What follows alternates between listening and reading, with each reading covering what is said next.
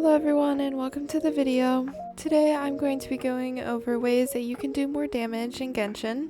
As someone who has personally lowered my world level to be able to fight monsters, I hope this guide helps you guys out a little bit. I know that a lot of new players especially struggle with doing damage in Genshin, along with older players who built characters wrong and now aren't doing as much as they should be doing. And I just want to say to everyone before we start, thank you guys so much for 100 subscribers. I can't believe we have gotten so far in just a couple of weeks. And it really means a lot to me, so I hope I can continue to give you guys better, high quality videos. And now without waiting any longer, let's get right into it. Now first, I want to mention Genshin's crit rate and crit damage system. You should go for a 1 to 2 crit rate to crit damage, which means for every 1% of crit rate, you'll have 2% of crit damage. I would definitely prioritize getting crit rate up to at least 50 to 70 first before building off to crit damage, especially depending on if your character is a damage dealer or a support character. Also make sure you're doing the correct artifacts for your character, which you can find in the artifact recommendations here, or you could look up online the best artifacts for the character you're building at the moment. This is just a super important part, especially if you want to get the big numbers that you see other YouTubers or other players get on Genshin. Usually those are a crit and it's a big number, it's great, it does a ton of damage, defeats monsters super quickly. But make sure you don't pour everything into crit rate or you won't have a big number like that, and make sure you don't pour everything into crit damage or else you won't hit those big numbers ever because you have no crit rate. Make sure you're also looking at those substats on your artifacts, which I will be going over later. They can also give you bonus crit rate and crit damage. It's really important. On top of all the other things in this tab right here,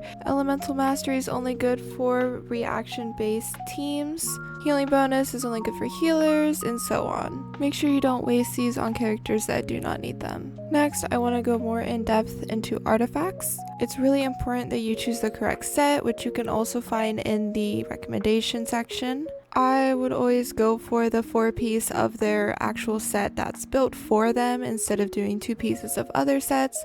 Whatever works best for you guys, as long as you're getting the correct stats and damage output, it really doesn't matter all that much. I do want to mention the importance of the stats on the artifacts though, because if I would put an EM on Lenny, it wouldn't do anything for his kit as an attack would, like I have right here. Again, I would recommend checking the artifact recommendation for the stats or looking up the best stats and substats for characters. Especially if you're new to the game, you don't know what you're doing, I wouldn't wing it and just choose whatever you think is right for them, especially if you have no game knowledge. Then bringing to the substats, like right here, it's really important you have crit rate, crit damage, which even myself, I struggle with getting good substats. It's really hard. So I understand if you don't have as good substats, but the main stat is probably the most important for me. Just really make sure you guys have the correct artifacts, because if you don't have the correct artifacts, it really can kill you and bring your damage down so much. When I put artifacts on my characters for the first time,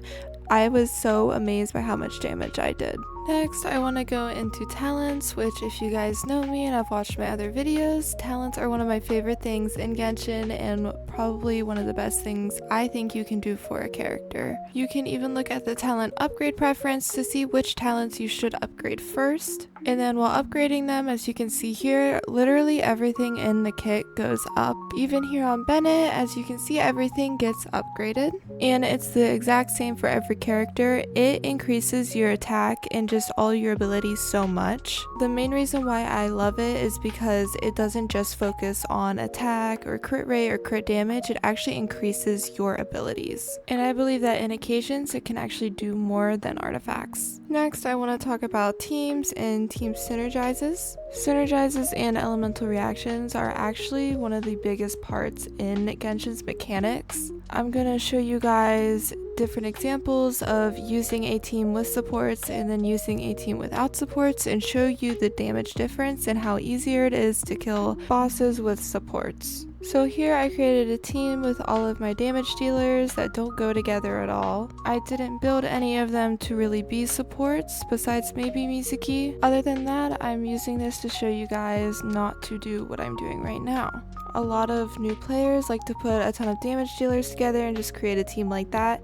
Even late game players do it sometimes, and you really do need supports on your team to do big damage. try to focus on not soloing out characters and using a whole team and supports. Now here I'm going to be killing the Cryo Regisvine with just Wanderer. I'm not going to use any supports on my team, and we're going to see how much damage I do and how long it takes me to kill it. Now I do suck at dodging in Genshin, but without Zhongli's shield, especially for someone like Wanderer, it's a lot harder for me to do the damage I need to do without getting knocked back and out of the air. Also, without Bennett and Kazuha, I'm not doing nearly as much damage as I could be doing. On top of this, I do want you guys to know that you can't just slap any supports on here with any character and just call it a day. I would recommend looking up the best supports for each character. And then just like that, I killed it. Now I want to show you guys how I kill it with a full team of supports. Now with Zhongli here, I can apply my shield, and with Bennett, I can put it in its down state a lot quicker than normal.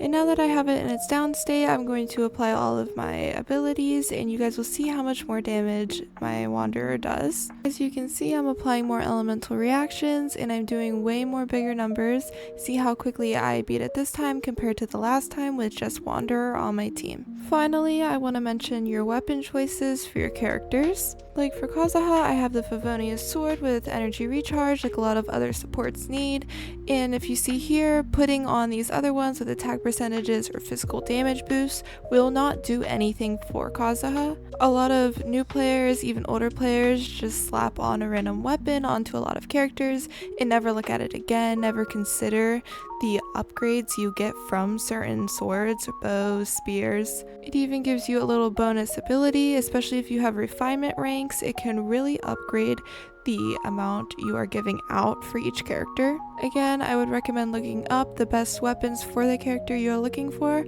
A lot of them are pretty easily obtainable, and most you probably already have at least one of. And there's a ton of free-to-play options for every character. You don't have to get their legendary weapon. Even myself, I only have one legendary weapon, and that is for Wanderer. Everyone else, I use purple weapons. Now, thank you guys so much for watching until the end of the video. I hope my tips helped some of you, because I know that all of us at one point have lowered our world levels because enemies are too hard to kill, and I know that Genshin can be really confusing when first starting out. So if you guys liked the video, make sure to like and subscribe, and to comment any other tips and tricks you guys would like me to go over. I'm open to any suggestions or ideas from you guys just to see what you guys want from me. And I hope that I will see you all in the next video. Bye!